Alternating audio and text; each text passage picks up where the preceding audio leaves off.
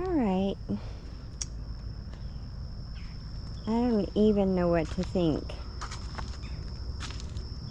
So I got some big critter digging in these. Tore up my dill. It even gets worse, y'all.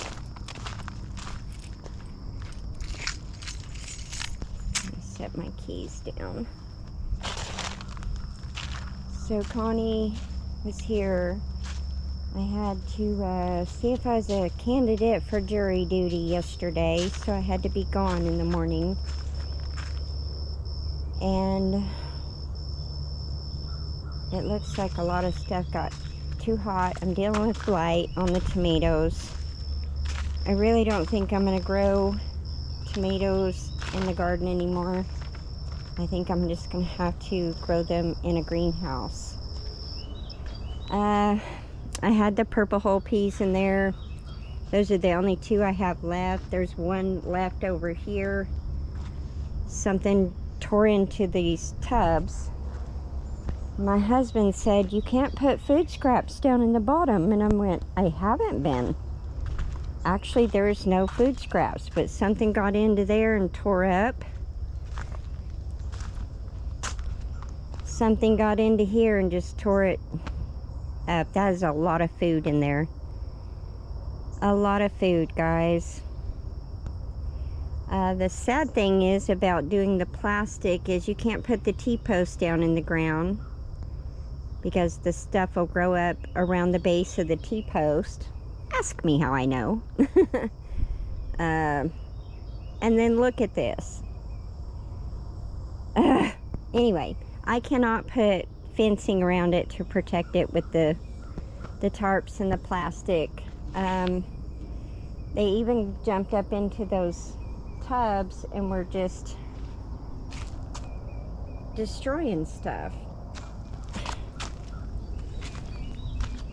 So I'm pretty upset this morning. There's a lot of food items tore up. I don't even know what to think. I've never had those issues before. We have gates. We have a huge fence. I don't know what's getting in here. I really don't. But it's pretty disheartening to come out here after we've worked so hard and then have your stuff tore up. And your plants that you plant for your food eaten. Just absolutely frustrating. Like I said, you know, these were those sad tomatoes. They were doing really well. And I moved them back here and started trying to transplant them, getting them out of that because I put them in that as a temporary thing. But I am so far behind that these are just still, some of these are still in the pot. The ones that got transplanted are doing pretty well. I came through and I trimmed all the limbs. I do not spray on my farm anything. So, you know, if I got blight, I'm going to have to just suffer the consequences because I don't want chemicals on my food. So there is some basil and carrot seeds that I planted down at the base around in these tubs. But you can tell I've got blight. It is frustrating. Very frustrating. There is, let me find it, guys. I kind of tucked it in here the best I could. There is one big tomato. I'm very excited about that. Anybody that knows me knows I love tomatoes. I love to make salsas. I like fresh eating. I like cold tomato soup called gazpacho. I love that stuff. And I was ready to... Oh, that sounded like an earthquake again. What's weird is we have these booms. And then we have this sound that sounds like something is ramming through the earth and hitting something, and you can hear it. And nobody can explain what it is, but that's what it just sounded like. And I wish this GoPro could pick up that sound. It's very interesting, guys. Back to the garden. As you can tell, I get easily distracted. It looked like something got in there too. Oh my goodness. That is basil from Italy, and that is a lot of carrot seed. I put a lot of carrot seed all through here. Basil to help. I've always loved growing basil and carrots and tomatoes together. I also grow, I guess those big giant beds I used to do were probably the way to go, because I never had issues with anything jumping in there. I don't know, that's going to cause me to have to rethink all of this, because these beds are easy to get into. And these tubs are as well. I think what I'm going to do, because that's cilantro, they got in there and dug that up. I think today I will just move these little half tubs down to the back of the, on the back porch, and just keep them. I moved a few really expensive plants back into the geothermal. I pulled them out for the butterflies, but I think they have enough that they'll be attracted to. Nothing is bothering this bed because it's pretty packed. You know, there's basil, peppers, and marigolds. Something this did dry out, and I'm afraid I'm losing that beautiful sunflower. Got radish down there. I don't know if I shared this with you guys. There's some dragon tongue beans. So far they have not eaten that, thank God. I planted buckwheat in there as a cover crop, but also it'll feed the chickens.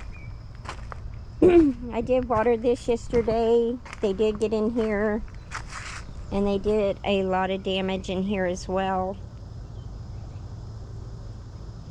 It's just frustrating. You know, it's just frustrating. I didn't get to garden last year, and the year before was pretty sketchy.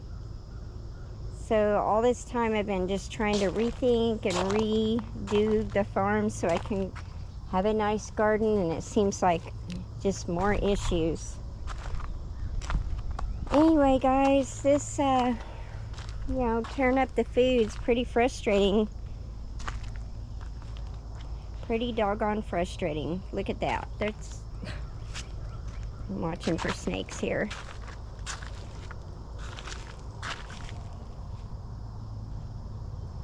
Whatever it is, it's... Oh, there's a frog.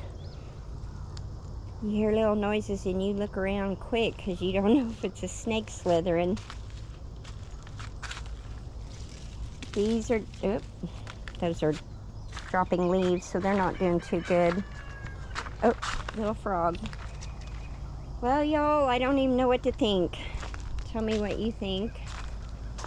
I don't know. I think I'm gonna have to just figure out a new way of growing things on this farm, because every year it's something. Every year it's some big frustrating thing that just... There's at least one bag of that I'll be able to save the seeds for. Yeah, something even got into there and had dug all the way down and pulled all the soil up over that plant up to the top here. You can see where it threw some of it out. So I had to fix that. I hope they don't tear up my strawberries, because before I had a huge strawberry patch up under the trees, because in Oklahoma it gets so hot that the strawberries just cook, so it's best to grow them in the shade. Because when I put in the new orchard back in 2010, I planted strawberries at the base of all the trees, and yeah, they all cooked, so big waste of money. Some of the tomato plants look really good, some of them look really sad. There's another pretty good sized tomato right there. That's exciting, but not what I'm used to. I mean, you can ask people. When I did my CSA, they would get boxes. They had all different kinds of melons.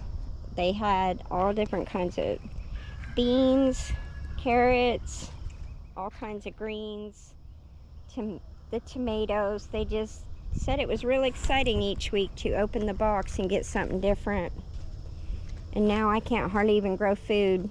I even had a few people attack me on Facebook telling me I don't know how to garden, I don't know how to grow food, and I need to just face the facts, I'm a loser and all this. And well, I don't know why people are mean. To be honest with you, I have grown a lot of food. I've got pictures, videos, people that know me know this. It's not something that's new. I can grow a lot of food. But ever since the fire, we've had issues. Like the farm has changed and there's not as much trees here. A lot of the trees burned, and so it's hotter. The wind blows through here more. And the soil, the ground, wherever the fire burned, Bermuda grass just takes over. And I cannot grow in the ground anymore. Plus I'm getting older. So it just is a little bit harder on me to get down on the ground. Get away, the bugs. I don't know, guys. Maybe I should just get greenhouses and just grow in greenhouses.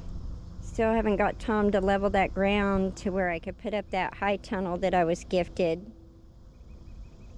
I think that's just going to be the way to go, because something is always getting into stuff. That was another reason we did the geothermal.